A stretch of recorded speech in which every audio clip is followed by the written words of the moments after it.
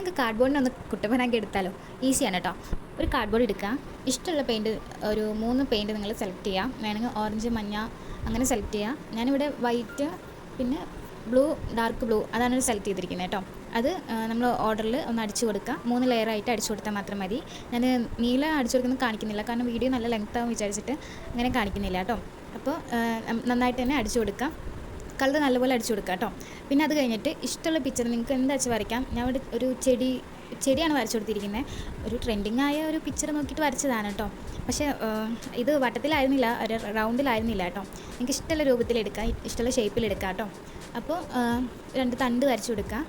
ഞാൻ 2 തണ്ട് വരച്ചിട്ടുള്ളൂ. അതെനിക്ക് ഓവറായ പോലെ തോന്നി, ഇത്ര ഇലകൾ കൂട്ടുണ്ടായിരുന്നു തോന്നിപ്പോയി.